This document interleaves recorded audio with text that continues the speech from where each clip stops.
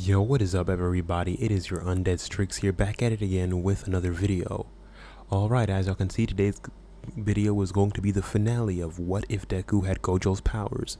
If y'all have enjoyed this series, I hope that y'all leave this video a like, subscribe to the channel, hit that notification bell if y'all are new, and just check out all the other videos that I got on the channel, because if y'all like this series, it's a good chance you're gonna like the others. And with all of that said, I hope that y'all do enjoy my content in general and come back to see more, but let's get into the video. So in the last part, we left off right as the US Sports the actual sports festival was getting started. So who I'm actually going to choose to give one for all to is the person that you all chose in the comments in the last video, which is Uraraka. I actually like this idea and could actually do a lot of fun things, but since this is the final part of this series, if I do another Uraraka in another series, I'll make sure to go into more detail about what the fun capabilities would be of this. So what I'm going to say is going to happen. So Uraraka would have just gotten the actual quirk a little before everything, so she had enough time for it to digest and everything like that. Obviously, Deku's not going to be in the sports festival since they had completely prohibited from being inside of it, knowing that he would automatically win. It wouldn't be fun, first of all, and he would kind of just piss everybody off, so they're not trying to deal with that. But they do have an actual special announcement for the end of the sports festival. So the sports festival would start and everyone would go, and it would be the exact same events. First of all, it would be like the obstacle course and whatever, and Uraraka would like go in just completely in a different timing than she was on in the original. She would come in with some speed that no one had ever seen from her. Using her gravity, she's able to manipulate the speed around her and just going so much more faster and faster, because she could literally lighten herself so much easier without having to do all the extra work. So she's just going, feeling herself like she's lighter and lighter, doing the point that her gravity's manipulation is honestly way so much better, and her speed has increased, her strength has increased so much, and she's just yeeting robots out, and she's just going so much faster, ending up easily winning the first event. Everyone was shocked seeing this because no one had seen this side of Uraraka before. They're all wondering what had happened, what is going on, but anyone that actively knew her just thought that this might just be another part of her quirk. But even then, they're still confused about, because they thought that they had already known everything about her quirk, so they are a little confused, but they don't really question it too much. As for the next event, where all of the groups were supposed to be coming together, Uraraka obviously having the highest amount of points, everyone's trying to come with her, trying to go with her, and she would pick her group, and she would obviously win. I'm not going to say who her group was, because it really wouldn't matter too much. She would just win no matter which group she chose. And then for the fights, for each fight, it would be, I'm just going to have her fight against the same people per thing, and obviously she still ends up fighting Bakugo at the end, and almost all of the fights are going the exact same, but she wins so much quicker. And in her fight against Bakugo, she ends up almost completely wiping the floor with him. She's using her gravity to move around and maneuver so much quicker, and Bakugo's not used to this. He thought he already had her understood. And she is going so much weirder than he had ever seen her go before. He is confused, wondering what is going on, because this is just something that he didn't even expect. He didn't understand this. Deku's watching this, just laughing in the background, because he knows that no one knows what is going on. No one has any clue, comprehension, or understanding about what they are seeing. As in the end, she would end up beating Bakugo and any of the other opponents that she would get, and still end up winning, taking the first place, taking the first place into this, because Deku had been telling her how to use One for All since even before she got it. They had been talking for long enough that he explained to her, don't think of One for All as just a new ability that you can just use. Try putting it through her entire body. So she had at least about a day or two prep when she first got One for All. So she used that prep just to try learning to put one for all through her entire system, to the point that it wasn't really noticeable. Because she can't obviously use too much percent right now, but it's still enough that mixed with her actual already quirk, it is still way so much different from what Deku was able to do. And she's not injuring herself, since she's not just sticking it to one specific point in her body. Deku is so much more smarter with how he thinks, and actively told her, don't put it in one part, use it in the entirety of the body. Think of it as an extension of yourself. He's giving her so much good advice even before she had it, that she understood how to use it as soon as she got it. She understood the entire capabilities of the quirk. She understood every single aspect of this quirk as soon as she got it.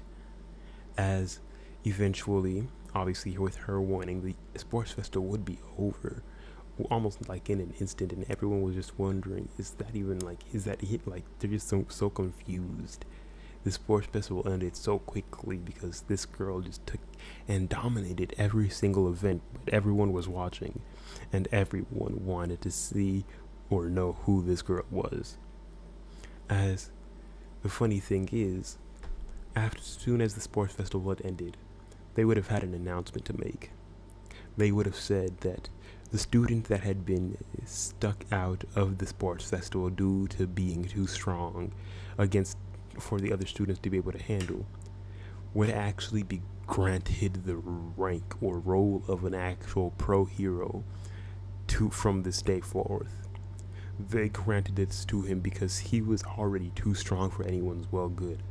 Nezu had been watching him for so long. He had already been doing all of this training with the actual UA for so long, living there actively and doing all of these things already, that they didn't see why not. He understood the rules about being a hero so much better than anybody else. He understood all of these things so much better than any of the other first years and most of the other third years too. So he was like, why wait? This kid is already completely ready. He already has the mind for it. He's been able to help heroes out in multiple situations, even without having an actual hero license. So what's the point of keeping him away from doing it now? What's the point of waiting? He doesn't understand that point, and he doesn't really understand why they wouldn't even need to do it. So they're just really contemplating and doing whatever that they feel like, doing whatever that they need to keep up and come up with all of the reasons why. So people actually understand this, and everyone hearing this is shocked. A 15-year-old being able to get the pro hero ranking so easily, so quickly. And the funny thing is, he's automatically put within the top 100 heroes. He can't be put in the top 10 yet because he hasn't done anything, but they already know that everyone, All Might was even there saying that this kid is most likely going to be his successor. This kid is most likely going to be the one that takes the spot of the next number one hero.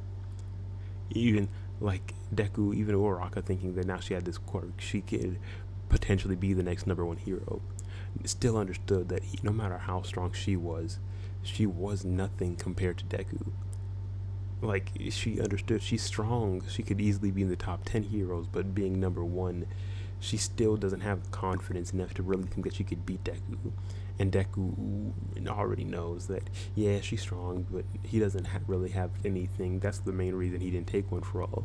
He didn't think it would really add anything to him. He didn't think it would do too much, because why would it?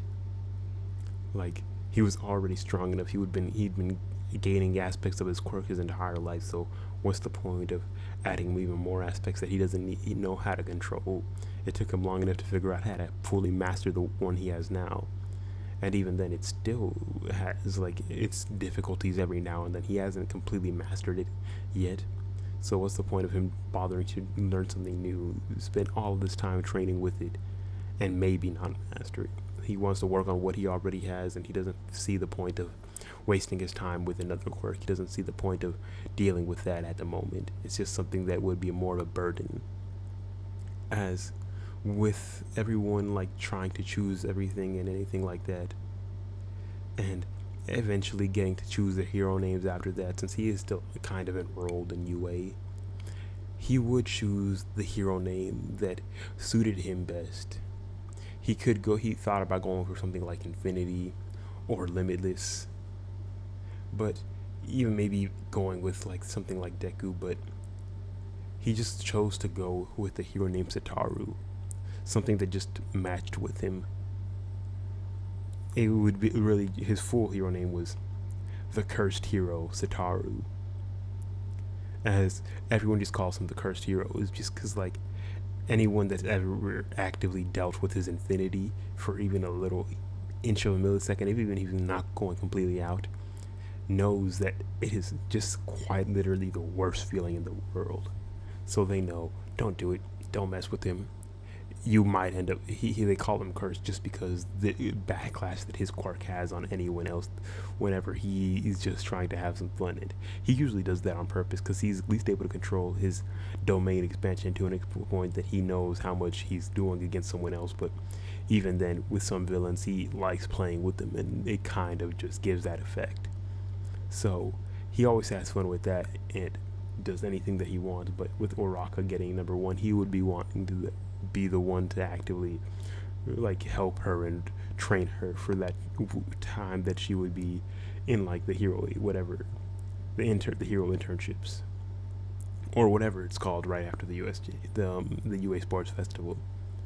As Uraka would obviously say yes, and they would spend that entire time training, learning how to use the One for All better than he did, and that's what they would mostly do. Obviously, the Stain incident would still happen, and he would be around because he went to Gran Torino just to have Gran Torino also be there to kind of just help and do some other things, because yes, he had already teached her some of like full cowling, but Gran Torino could still do a lot. He understood the quirk better than Deku could at the moment, so having him there was a good idea. Having him there was an actual amazing and great idea, and during that time it helped out a lot. With Stain, Deku dealt with him almost in like mere minutes. It didn't take anything too much, and he watched it like and made sure that Ida calmed down, took credit for taking down Stain since he was a pro hero, and didn't bother dealing with the other students because it was not their fault. He understood why Ida did what he did, and he made sure that none of them got in trouble for any reasons, because obviously they're just idiots for what they were doing right there. Bakugo and Todoroki were watching, but they didn't even need to get involved because Deku just took care of it himself. And Stain still complimented him about being a hero that actively cares for people, because yes, he shows off, but he's not doing it for money. He shows off just because he could show off, but he understands that, even Stain understands that he actively cares about people. His first priority is people, but he still shows off and shows what he can do. It's not like he's just showing off to make more money, impress more people. Everyone at least understands that basic fact, and everyone understands that basic part of Deku's being. They understand he is just someone that wants to help, someone that is just there to be someone for everyone else, and everybody at least has learned to understand that sheer fact. As all of the other events would go obviously down different, but this is where I'm going to be leaving the what if off. If y'all did like this, leave a like, subscribe to the channel, and if maybe I'm leaving it at this right now because just in any case that if I ever do want to continue the series, I can, but for the moment I kind of don't want to get myself too bored with this series, because I know that will happen and I will want to end it or just completely forget about it. So this is where I'm going to end it off, but I'm going to leave it right here as a kind of just mark off point. If in like 4 or 5 months I want to continue it, you might see it again, but for the most part, don't expect to.